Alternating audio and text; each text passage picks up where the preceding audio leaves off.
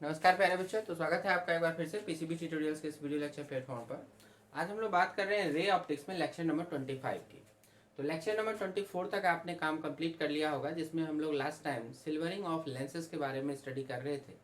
अब उसी के बाद आगे लेक्चर नंबर 25 में हम लोग कंटिन्यू करते हैं about combination of lenses and mirrors. Lens और मिरर के कम्बिनेशन पर भी कुछ सवाल आपसे पूछे जाते हैं, जरा उनको समझिएगा। एक नंबर में तो है कि जब सेवरल लेंसेज और मिरर्स आर कंबाइंड कोएक्सियली, बहुत सारे लेंसेज या मिरर्स को अगर जब एक साथ आप एक ही एक्सिस में कंबाइन करते हैं, और कुछ इस तरह से होता है कि image by first serves as an object for second and so on. मतलब कि एक के द्वारा जो इमेज बना वो दूसरे के लिए ऑब्जेक्ट का काम करेगा, फिर दूसरे के द्वारा जो इमेज बना वो तीसरे के लिए ऑब्जेक्ट का काम करेगा एंड सो ऑन, इस तरह से। तो जब इस तरह की बात हो तो नेट मैग्निफिकेशन आपसे जब पूछेगा तो करना क्या है, सभी मैग्निफिकेशंस को मल्टीप्लाई कर देना है। नेट मैग्निफिकेशन जो आएगा m1 into m2 into m3 into m4 जितना भी है डॉट डॉट इस तरह से चला जाएगा। दूसरी जो खास बात है वो ध्यान रखने की, in some cases object and image are formed at same place after interacting the lens plus mirror. Lens और मिरर से कंबाइन होने के बाद जहाँ ऑब्जेक्ट है वहीं पर इमेज भी बन गया। ऐसे भी कई सारे केसेस होते हैं। तो ऑब्जेक्ट और इमेज सेम प्लेस पर आपके बन जाते हैं, माने जहाँ ऑब्जेक्ट है वहीं पर इमेज भी बना। तो for this after reflection from lens, lens से जब रिफ्लेक्शन हो जाता है, रिफ्रैक्शन कहना चाहिए यहाँ पर, रिफ्लेक्शन तो मिरर का काम है, लेंस का काम है रिफ्रैक्शन। तो after refraction, after refraction from lens rays must retrace their path. ठीक है, मतलब कि जो यहाँ पर रे डायग्राम आना चाहिए वो ऐसा आना चाहिए कि रे अपने आप को रिट्रेस कर जाए, जिस पाथ से जाए उसी पाथ से वापस लौट जाए। ये डायग्राम में आपको अभी और क्लियर होगा। और इसके लिए क्या जरूरी है, इसके लिए जरूरी है कि ray must be incident normally on the mirror after refraction from the lens. Lens से रिफ्रैक्शन के बाद जब रे मिरर पे जाए तो मिरर पे नॉर्मल इंसिडेंस हो, और जब नॉर्मल इंसिडेंस होगा तभी वो वहां से रिटर्न आ सकता है। तो उसी केस में वो रिट्रेसिंग करेगा। तो in other words we can say that image by lens should be formed at centre of curvature of the mirror, जैसा कि फिगर में दिखाया गया। मतलब लेंस के द्वारा जो इमेज बनेगा वो इमेज कहाँ बनना चाहिए, तो centre of curvature of the mirror पे। अगर ऐसा होता है तो जहाँ ऑब्जेक्ट है वहीं पर इमेज भी बनेगा, और ये ऑब्जेक्ट और इमेज दोनों रियल होंगे। ये देखिए तीन डायग्राम में हम लोग यहाँ पे दिखा रहे हैं। जैसे कि ये लेंस हो गया, सामने में एक प्लेन मिरर है, लेंस हो गया, सामने कॉन्वेक्स मिरर है, लेंस हो गया, सामने कॉनकेव मिरर है। तो प्लेन मिरर में तो सीधा है, यहाँ पे मान लीजिए ऑब्जेक्ट हमने रखा, रे यहाँ से गई, और ये अगर इसके पैरेलल चली जाए, मतलब क्या हो कि इसके फोकल लेंथ पर आपको यहाँ पर ऑब्जेक्ट रखना होगा, रे जाएगी पैरेलल हो जाएगी। और अगर ये पैरेलल हो जाती है और ये सामने से प्लेन मिरर है, तो प्लेन मिरर पर जैसे ही रे इंसिडेंट होगी पैरेलल टू प्रिंसिपल एक्सिस, वो रिट्रेस हो जाएगी। क्योंकि ये जो इस तरह से जा रहा है वो नॉर्मल इंसिडेंसी तो है, तो वो रिट्रेस हो जाएगा। और रिट्रेस होते ही देखिए फिर उसी तरह से जहाँ ऑब्जेक्ट था वहीं पर वापस आके मिल जाएगा, मतलब इमेज भी वहीं पर बनेगा। इस केस में देखिए यहाँ से जो रे जाएगी, अभी जो ये इमेज बनती वो इस तरह से होना चाहिए कि अलोंग द नॉर्मल इंसिडेंस हो। मतलब कि ये देखिए यहाँ पर सेंटर ऑफ कर्वेचर पर इंसिडेंट रे इस तरह से कट करता हुआ लगे। मतलब कि लेंस के द्वारा जो इमेज यहाँ पे बनेगा, virtual image, that will act like an object for this mirror. और ये ऑब्जेक्ट कहाँ रखा हुआ होगा इसके लिए, इसके अपने सेंटर ऑफ कर्वेचर। तो अगर ऐसा होगा तो ये रिट्रेस कर जाएगा, और रिट्रेस करके वापस फिर देखिए इसी तरह से आ जाएगा। तो जहाँ ऑब्जेक्ट वहीं पर रियल इमेज बन जाएगा। और वही बात यहाँ भी दिख जाएगी हमको। इस कॉनकेव मिरर का सेंटर ऑफ कर्वेचर यहाँ पर है, रे जो ऑब्जेक्ट से यहाँ चलेगी ये इसी सेंटर ऑफ कर्वेचर से पास करेगी। अब यहाँ से गुजरी है तो ये अलोंग द नॉर्मल हो गया, रिट्रेस कर जाएगा, रिट्रेस करते हुए वापस फिर यहीं पे आके टकराएगा। सो फाइनली आपका ऑब्जेक्ट और इमेज सेम प्लेस पर बन जाएगा। और इन केसेस में क्या हो रहा है, रियल इमेज फॉर्म होंगे। इसलिए हमने लिखा object and image both are real. और यहाँ पर मिरर की जरूरत जरूर होगी, और मिरर पर जो रे इंसिडेंट होगी वो नॉर्मल के अलोंग होगी, ये ध्यान रखना। फिर कभी बार ऐसे केसेस हो सकते हैं जहाँ पर आपके इमेज जो हो वो बने वहीं पर जहाँ ऑब्जेक्ट है, लेकिन वो इमेज आपका वर्चुअल हो। तो वैसे कई सारे केसेस हो सकते हैं, और इसमें मिरर की कोई खास ज़रूरत नहीं होगी, दो लेंसेज की मदद से भी और भी कई सारे डिफरेंट केसेस हो सकते हैं, उसमें ऐसा हो सकता है। तो when image is virtual then mirror is not required. तो उसका एक एग्जांपल आपको यहाँ पे दिखाया गया है। जैसे एक कन्वेक्स लेंस और एक कनकेव लेंस आप ले लो। कन्वेक्स लेंस का जितना भी फोकल लेंथ लेंगे उसका डबल फोकल लेंथ आप कॉन्केव लेंस का ले लीजिए। जैसे इसका +10 ले लीजिए, इसका -20 ले लीजिए, और फिर आप इसके फोकस पर आप ऑब्जेक्ट को रख दीजिए, तो यहाँ से जो रे जाएगी वो पैरेलल हो जाएगी। तो कॉन्वेक्स लेंस से गुजरने के बाद वो पैरेलल हो गई, और फिर यहाँ पर पैरेलल रे जो आएगी ये फिर इस लेंस के फोकस पर चली जाएगी। तो इस लेंस के फोकस पर इस तरह से ये वर्चुअल डॉटेड लाइन से पीछे की तरफ बढ़ाने पर मिलेगा। और इसको हम लोग कहाँ रखेंगे, 10 सेंटीमीटर की दूरी पर। तो ये 10, 10, 20, मतलब जहाँ ऑब्जेक्ट था वहीं पर यहाँ से 20 पीछे आ जाएगा ये। तो इमेज भी आपका वहीं बन जाएगा। और इस बार ऑब्जेक्ट और इमेज, आपका जो ऑब्जेक्ट है वो भले रियल हो, लेकिन इमेज जो होगा वो आपका वर्चुअल हो जाएगा।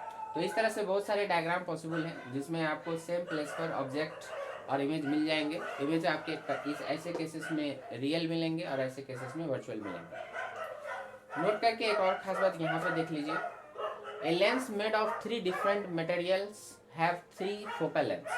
कभी कभी क्या होता है कि लेंस को हम लोग डिफरेंट डिफरेंट मटेरियल्स के बना देते हैं। तो इस तरह से हम लोग अगर मटेरियल का डिस्ट्रीब्यूशन करते हैं कि ऊपर में μ1 वाला है, बीच में μ2 वाला है और लास्ट में μ3 वाला है, तो यहाँ पर 3 तरह की फोकल लेंथ आएगी और 3 तरह के आपको इमेज आपको 3 जगह पे मिलेंगे। तो thus for a given object there are 3 images. आप देख सकते हैं μ1 अगर सबसे कम है तो ये कम रे को बेंड करेगा, और μ3 जो कि सबसे ज़्यादा है तो ये सबसे ज़्यादा बेंड करेगा। तो इसीलिए I1 यहाँ बना, I2 यहाँ बना और I3 सबसे पास में बनेगा। तो इस तरह से आपको कभी कभी पूछा जाता है स्ट्रक्चर दे करके कि लेंस में 3 मटेरियल यूज हुआ है, एक ऑब्जेक्ट के कितने इमेज बनेंगे, तो जवाब होगा 3 बनेंगे। अब इसी मटेरियल को अगर हम लोग किसी दूसरे तरह से रखते हैं, जैसे यहाँ पर मैं एक दिखाना चाहूँगा कि मान लीजिए इस लेंस को हमने यहाँ पर एक मटेरियल ऐसा डाल दिया और एक मटेरियल ऐसा। अब यहाँ ऑब्जेक्ट रखा, एक मटेरियल ऐसा हो गया, ये μ1 का हो गया, और ये वाला हो गया μ2 का, ये ऑब्जेक्ट। अब कितने इमेज बनेंगे, तो जब इस तरह से आप रखिएगा तो फिर आपके एक ही इमेज बनेंगे, क्योंकि ये दोनों लेंस जो होगा एक तरह से कम्बिनेशन ऑफ लेंस हो गया, और उसका एक इक्विवेलेंट फोकल लेंथ आएगा, और उस इक्विवेलेंट फोकल लेंथ के हिसाब से आपका एक फाइनल इमेज बन जाएगा। तो यहाँ पर आपके मटेरियल जब आप इस तरह से इसको बांटते हो तो रे जो फाइनली ओवरऑल पास करेगी वो किसी एक ही पॉइंट से पास करेगी, तो आपके इमेज जो होंगे वो एक ही बनेंगे। ठीक है, तो यहाँ पर भले ही 2 मटेरियल यूज हुआ है लेकिन इमेज आपका एक ही बनेगा। तो इस तरह के भी क्वेश्चंस आपको दिखाई देते हैं, है ना। तो यहाँ तक कंप्लीट करिए, आगे बढ़ते हैं।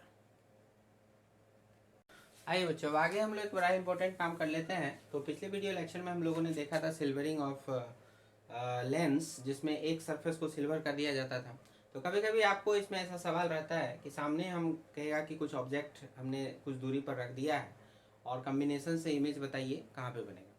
तो पिछले केसेस में हमने देखा था कि हम लोग एक इक्विवेलेंट फोकल लेंथ वगैरह निकाल करके और फिर उसको एक मिरर की तरह बिहेव करके और काम कर सकते हैं। थोड़ा लेंदी हो सकता है, लेकिन अगर हम चाहते हैं कि डायरेक्ट हमें काम करना है, R1 R2 के टर्म में काम करना है, μ1 μ2 के टर्म में काम करना है, तो डायरेक्ट भी कर सकते हैं। तो उसके लिए देखिए, to find the position of image when one face of a lens is silvered, आप इसके लिए फार्मूला यूज कर सकते हैं 1/u + 1/v is equal to 2 times μ2 by μ1। μ2 हो जाएगा इस लेंस मटेरियल का रिफ्लेक्टिव इंडेक्स, μ1 हो जाएगा बाहर के मीडियम का। तो μ2 by μ1, 2 times μ2 by μ1 divided by R2 करना है।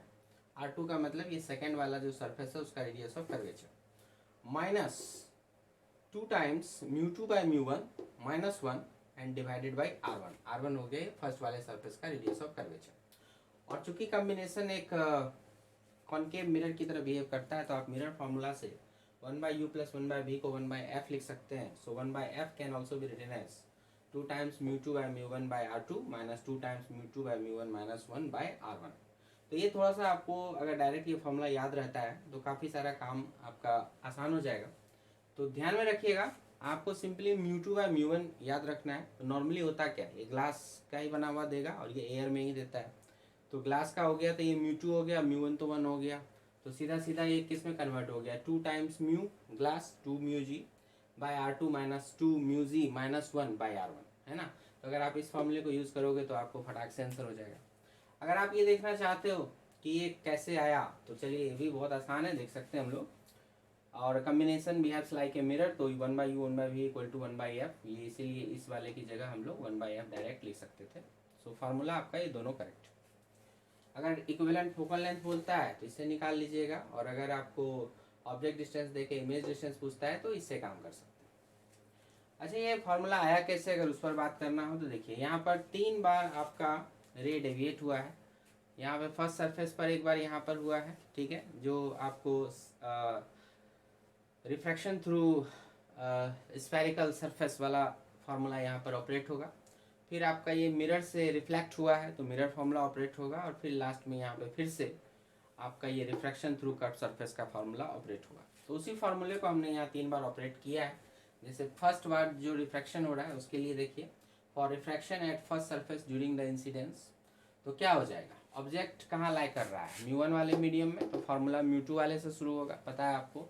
सो μ2/v, v जो होगा ये यहाँ वाला, जो देखिए यहाँ ऐसे बनाया गया, तो ये v1 बन गया वो, तो μ2/v1 माइनस μ1/u, तो u तो ओरिजिनल है यही है, इक्वल टू μ2 माइनस μ1 बाय ये वाला सरफेस r1 लिख देना है सीधा सीधा।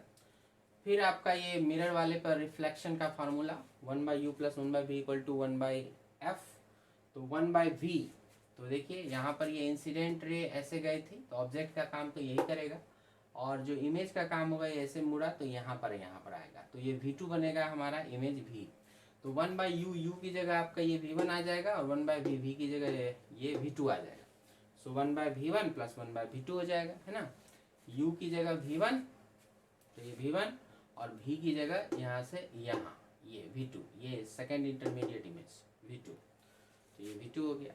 तो 1/u plus 1/v equal to 1/f, और f जो हो जाएगा वो क्या हो जाएगा, r2/2 हो जाएगा।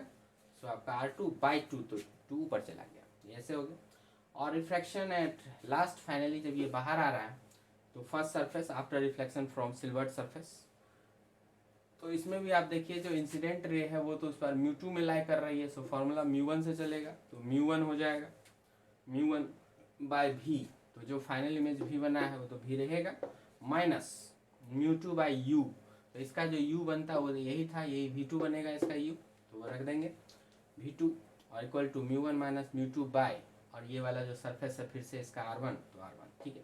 यहाँ कहीं भी हमें sign convention plus minus use नहीं करना है, क्योंकि हम लोग जो फार्मूला यूज़ कर रहे हैं उसमें ऑलरेडी साइन कन्वेंशन यूज़ किया हुआ है, और हम लोग फार्मूले से फार्मूला ही निकालने जा रहे हैं। तो जब भी आपको ऐसा पढ़ाया गया है कि फार्मूले से फार्मूला निकालेंगे तो साइन कन्वेंशन यूज़ नहीं होगा, इसलिए कहीं भी कोई भी प्लस माइनस का आपको चिंता नहीं करना है। डायरेक्ट आपको सारे value v1, v2, r1, r2, vu ये सब आपको सीधा रख देना है बिना किसी प्लस माइनस कंसिडरेशन के। तो जो निकलेगा फार्मूला वो भी साइन कन्वेंशन यू से लेस होगा, तो जब आप इसको यूज़ करेंगे फाइनल प्रॉब्लम में तो यहाँ पर आपको साइन कन्वेंशन को इस्तेमाल करना होगा, और फिर आपको सॉल्व करना होगा। So no need to use any sign convention here because we are deriving formula by the use of formula itself in which sign convention is already utilized, ठीक है, इसी बात को हमने लिख दिया। चलिए, तो ये 3 फार्मूले हमको यहाँ पर आ गए, 3 बार जो रिफ्रैक्शन हो रहा था, 3 बार जो डेविएशन हो रहा है, तो उसकी वजह से 1 2 3 इक्वेशंस आ गए। इन्हीं इक्वेशन को आपस में मैनिपुलेट करना है, और उसके बाद इस फार्मूले तक और इस फार्मूले तक आप पहुँच सकते हैं। कैसे, तो देखिए इसमें हमने क्या किया, ये फर्स्ट वाले और थर्ड वाले को क्या करिए, μ1 से डिवाइड कर दीजिए। फर्स्ट वाले को μ1 से डिवाइड करना है दोनों साइड, और थर्ड वाले को भी μ1 से डिवाइड करना है दोनों साइड। तो जब आप ऐसा करोगे तो देखो μ2/μ1/v1 ये बनेगा, इसका ये μ1 कट जाएगा तो 1/u बनेगा यहाँ पर, और फिर देखिए μ2/μ1 माइनस 1/r1 ये आपको आ गया। इससे करना क्या, 1/u निकाल लेना, तो 1/u क्या होगा, पॉजिटिव उधर जाएगा, बाकी चीज़ें इधर आ जाएगी, ऐसे लिख देंगे। और उसी तरह से जो थर्ड वाला है इसमें भी आपको μ1 से भाग देना है, और आपको 1/v कैलकुलेट करना है। तो बेसिक आइडिया हमारा होता है कि LHS को निकाल लेना है, 1/u प्लस 1/v, तो 1/u यहाँ से आ जाएगा, 1/v यहाँ से आ जाएगा, और μ1 से भाग देने के बाद ही आएगा। सो हमने यही वही काम किया, 3/μ1 कर दिया, तो ये इस तरह से यहाँ से फिर 1/v निकाल लिया। और अब 1/u और 1/v को जब आप ऐड करोगे और फिर ये एक साथ देखोगे तो आपको ऐसे टर्म्स आएंगे। बीच में देखिए ये 1/v1 प्लस 1/v2 जो है यहाँ नंबर 2 है, इसको आप रिप्लेस करके 2/r2 लिख सकते थे। तो 2/r2 जैसे ही आप लिखोगे तो आपका जो डिजायर्ड रिजल्ट था वो आ जाता है, ठीक है। और चूंकि कम्बिनेशन मिरर है, सो 1/u plus 1/v equal to 1/f अपने आप होगा। So this is also true and this is also true. तो ये आराम से प्रूफ हो जाता है। तो एक बार अच्छे से इसको आप देख लो, कर लो, समझ लो। और ये फॉर्मूला जहाँ तक हो सके याद रखना, 1/u plus 1/v equal to 2 times μ2/μ1/r2 minus 2 times μ2/μ1 minus 1/r1। तो 2-4 बार पढ़ेंगे तो अच्छे से याद हो जाएगा, इतना भी टफ नहीं है, ठीक है। तो एग्ज़ाम में काफ़ी बार आपको ये IIT JEE एडवांस वगैरह में पूछा हुआ है, तो नीट में भी रिपीट कर देता है कभी कभी, तो ध्यान रखेंगे। आइए बच्चों, एक और इंटरेस्टिंग फार्मूला है यहाँ पर जो आप डायरेक्ट याद करेंगे तो आपको बेनिफिट होगा। For convex lens when real image is formed the focal length can be given as directly f equal to mx/1 plus m का whole square, where m is the magnification produced by the lens. Actually this is the magnitude of the magnification. ये हमेशा आपका positive value में लेकर के आपको चलना है। तो यहाँ पर आप एक मैग्नीट्यूड मेंशन कर दीजिए, magnitude of magnification produced by lens, और जिसका वैल्यू इस तरह से यहाँ दिया जाएगा, मतलब mod of v/u, okay. And x is the distance between object and real image, so this will also be positive. So mod of u plus mod of v आप इस तरह से लिखेंगे। तो अगर आप m magnitude of the magnification produced, मतलब कि जैसे मान लो ये हाफ हो गया, जैसे उल्टा है माइनस हाफ आएगा, लेकिन आपको लेना क्या, मैग्नीट्यूड लेना है, तो माइनस हाफ की जगह आपको हाफ यूज करना होगा यहाँ पर, ठीक है। तो फोकल लेंथ इसकी क्या होती है, पॉजिटिव होती है। आप देख सकते हैं नीचे वाला टर्म इज ऑलवेज पॉजिटिव, तो ऊपर x is positive, so m को भी क्या होना चाहिए, पॉजिटिव होना चाहिए, ठीक है, ये ध्यान में रखिएगा। सो फोकल लेंथ जो आएगा आपको तब पॉजिटिव में आएगा, सो m मस्ट बी पॉजिटिव। तो रियल इमेज बनता है, तो यहाँ magnitude of magnification produced by lens and x is the distance between object and real image.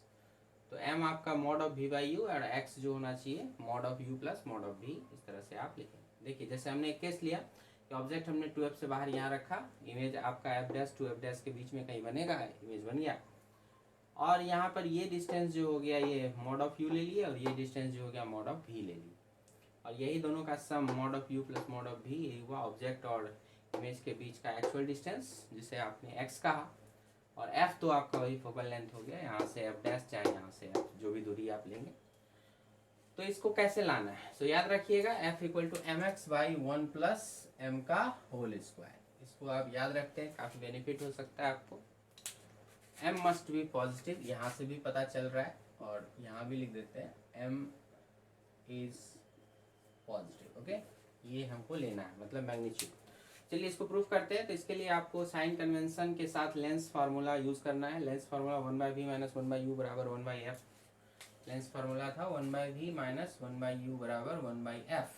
अब इसी में साइन कन्वेंशन, इस सिचुएशन को ध्यान में रखते हुए आप इसमें पुट करिए। तो देखिए v आपका ये v रहेगा, पॉजिटिव ही रहेगा, क्योंकि ऑब्जेक्ट आपका यहाँ पर है, तो यहाँ से इंसिडेंस रे डायरेक्शन इस तरह से जाएगा, पॉजिटिव हो जाएगा। तो इधर जो भी मेजरमेंट होगा वो पॉजिटिव होगा, और इस साइड जो मेजरमेंट आप करोगे वो निगेटिव होगा, ये ध्यान में रखते हुए। तो हमारा जो u आएगा यहाँ पे वो इधर आ रहा है, सो निगेटिव में चला जाएगा वो, और v जो है वो उधर ही जा रहा है, वो पॉजिटिव में चला जाएगा। तो 1/v भी रह गया, माइनस 1/u को आपको फिर वो निगेटिव लेकर के चलना है, तो माइनस u कर दीजिएगा। और f जो होगा इसका, तो कॉन्वेक्स लेंस है तो f इज पॉजिटिव, ये हमेशा याद रखिएगा, f is positive for convex lens, तो f आपको पॉजिटिव ही रखना है। उसके बाद आपने इसमें क्या किया, मल्टीप्लाई कर देना है हमको, क्योंकि m भी इन्वॉल्व करना है ना, तो इसलिए एक बार आपको क्या करना है, इसमें v से मल्टीप्लाई कर देना है। तो v से जैसे मल्टीप्लाई करेंगे तो ये 1 हो गया, और ये माइनस माइनस प्लस, तो v/u, और इधर v/f हो जाएगा। और उसके बाद ये 1 प्लस v/u इज m है ना, इसको यूज़ किया, तो m रखते हुए और v/f ऐसा रह गया, और फिर इससे आपका v निकल गया, f इंटू 1 प्लस m। और उसी तरह से इसी में अब क्या करना है, u से मल्टीप्लाई कर दोगे तो आपको ये चीज़ दिख जाएगी, ठीक है। इसी वाले इक्वेशन में जैसे ये जो था हमारे पास 1/v minus 1/-u equal to 1/f, this will be multiplied by u both sides, okay. तो u से जैसे ही गुना करेंगे u/v हो जाएगा, माइनस माइनस प्लस 1, और ये u कैंसिल होके 1 हो गया, और इधर u/f हो जाएगा। सो u/v क्या हो जाएगा, 1/m हो जाएगा, है ना, क्योंकि m बराबर आपका यहाँ पर क्या हो गया, v/u, ये यूज करना है, ठीक है। तो v/u हो गया, यहाँ u/v 1/m हो जाएगा, प्लस 1 u। यहाँ से u निकाल सकते हैं, f इंटू 1/m प्लस 1 हो जाएगा ये, और फिर u निकल गया, v निकल गया, तो u प्लस v अब आप सीधा सीधा लिख दो और उसके बाद आप लिखोगे तो u आपका ये चीज़ हो गया और v आपका ये हो गया। f इनसे आप कॉमन करेंगे 1/m और ये देखिए सभी ऐड हो गया प्लस प्लस, और इधर u प्लस v को हमने क्या कहा x का, ठीक है। तो u भी एक डिस्टेंस है, v भी एक डिस्टेंस है यहाँ पर, तो दोनों ऐड हो गया, टोटल डिस्टेंस x हो गया। और फिर उसके बाद आपका इधर जो है f कॉमन होकर के इसको लिखिएगा, तो ये 1 1 2 1/m और m, इसको एलसीएम लेंगे, m हो गया, ये 2m हो गया प्लस 1 प्लस m स्क्वायर। सो देखिए a square plus 2ab plus b square, so m plus 1 का होल स्क्वायर में कन्वर्ट हो जाएगा बाय m। तो ये अल्टीमेटली आपको f यहाँ से आ गया m into x by m plus 1 का होल स्क्वायर। तो ये चीज़ आपको लाना था, याद रखिएगा। तो अगर आपको कभी भी लेंस के केस में रियल इमेज फॉर्म कर रहा है, ऑब्जेक्ट और इमेज के बीच का डिस्टेंस अगर आपको मालूम है, डायरेक्ट मालूम है, और मैग्नीफिकेशन आपको मालूम है, तो फिर आप इस फार्मूले से डायरेक्ट फोकल लेंथ को प्राप्त कर सकते हैं। तो कई बार आपको ये डायरेक्ट सवाल के रूप में भी पूछा जा सकता है ना, और कभी इस पर एप्लीकेशन भी पूछा जा सकता है। यहाँ तक अच्छे से नोट करें, फिर आगे बढ़ते हैं। तो आगे देखिए बच्चों, ये बताया हुआ है आपको, डिस्प्लेसमेंट मेथड में आपको बताए थे कि ऑब्जेक्ट और स्क्रीन के बीच का डिस्टेंस आपको d रखना है, और that d must be greater than 4f। f हो जाएगा जो कॉन्वेक्स लेंस का फोकल लेंथ आप निकालना चाह रहे हैं, और इस केस में दो पोजीशन होता था, एक L1 और एक L2, और दोनों ही केस में यहाँ स्क्रीन पर इमेज बनता था। तो L1 के केस में I1 बना और L2 के केस में यहाँ पर I2 बना, ठीक है। इसमें ये डिस्टेंस u ले लिए और यहाँ वाला v ले लिए, है ना। तो इसमें क्या रिलेशनशिप आते थे, अगर आपको डायरेक्ट फोकल लेंथ चाहिए तो आपके पास d है, आपके पास x है, x क्या हो गया, डिस्टेंस बिटवीन द लेंसेस, दो पोजीशन जो होगा between two position of the lenses, तो वो x हो गया। तो उसके टर्म में आप इस तरह से लिख सकते हैं, फोकल लेंथ जो निकल के आती है वो आती है d square minus x square by 4d। और इसके बारे में डिटेल हम लोग पहले के वीडियो लेक्चर में कर चुके हैं, तो उसमें जा करके आप एक बार रेफरेंस पूरा अच्छे से समझ लो, और उसके बाद ये सब जो कुछ फैक्ट रिजल्ट है उसको एक बार दोहराया गया है, तो इम्पोर्टेंट है, इसलिए एक बार फिर से समझ लेना है। तो वहाँ पे आपको बताए थे जो ऑब्जेक्ट की जो लेंथ आएगी उसका इन इमेज के जो लेंथ है उनके साथ भी रिलेशन है, वहाँ प्रूफ भी किया हुआ है, सो आप एक बार जाके देख लेंगे। और रिलेशन आता है वो इक्वल टू √i1i2। साथ ही i1 बाय i2 अगर आप निकालना चाहो तो वो भी आपको निकल के आ जाएगा v square by you square. ये डिस्टेंस u और ये डिस्टेंस यहाँ से v लिया गया है ना। O is the length of the object, I1 is the length of image in first position, L1 of the lens, जैसे L जब यहाँ पे रखा तब आपका जो इमेज बना वो I1 हो गया, I2 हो गया जब आपने लेंस को यहाँ पे रखा पोजीशन 2 पे तब आपका जो इमेज बना। तो इस तरह से ये सब दिया हुआ है, ठीक है। तो ये भी एक बार रिपीट कर लेना है इसको। अब आगे देखिए, आइए बच्चों एक छोटा सा डिस्कशन है यहाँ पर, देखिएगा।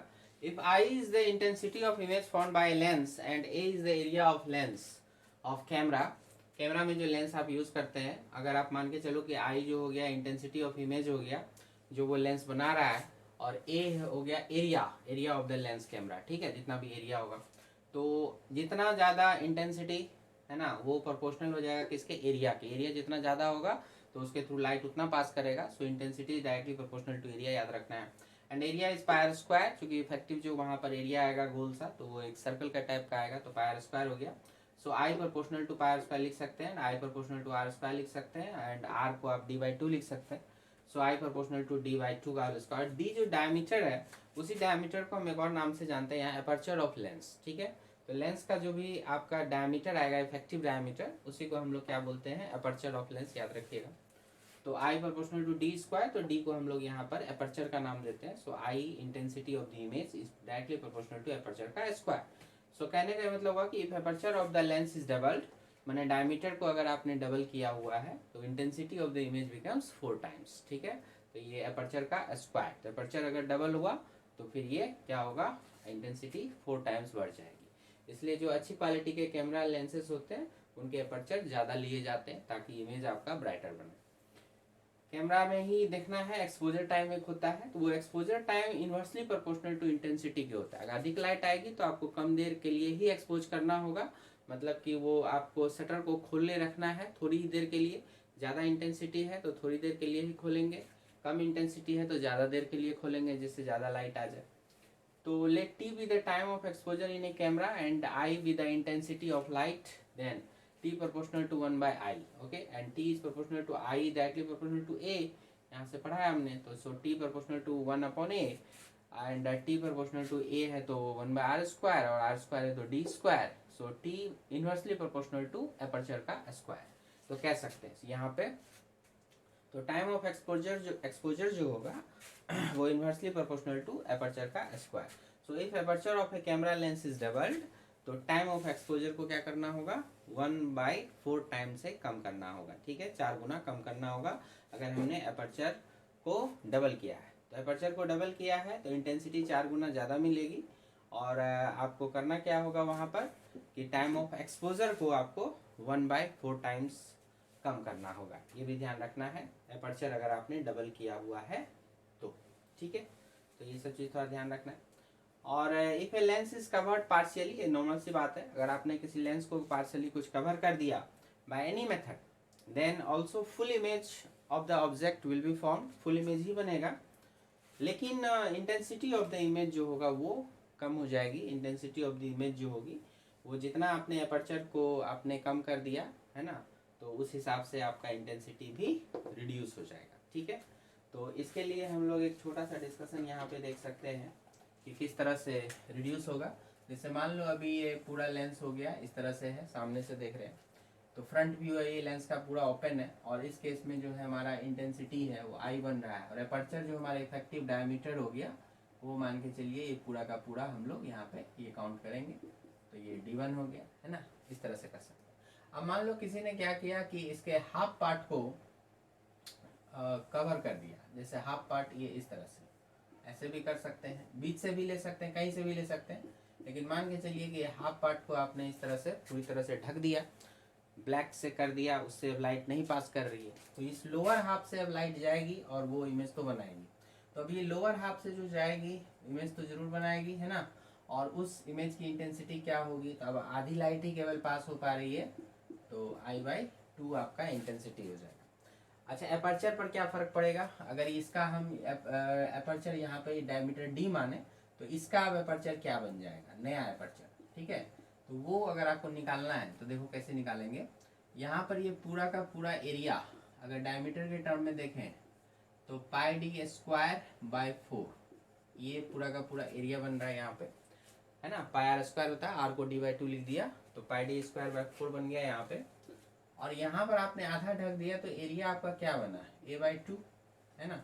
अब ये a/2 आप करस्पॉन्डिंग कर लो कि ये जो a/2 एरिया होगा, इतना a/2 अगर आपको एक सर्कल दे दिया जाता है ना, एक सर्कल का एरिया, इसको एक सर्कल के एरिया में कन्वर्ट करेंगे तो इसकी क्या हो जाती, पाई और नया d' मान लो, πd²/4 हो जाता है उसका एरिया है ना।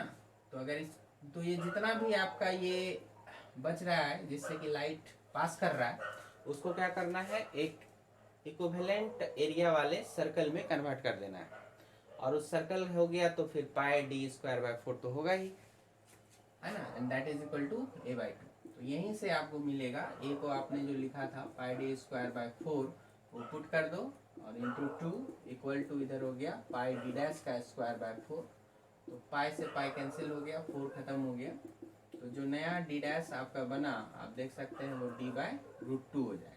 तो नया एपर्चर जब हाफ एरिया इसका क्लोज कर दोगे, ढक दोगे, तो नया एपर्चर जो होगा वो आपका d/√2, अगर इनिशियल d था तो अभी फाइनल हो जाएगा d/√2।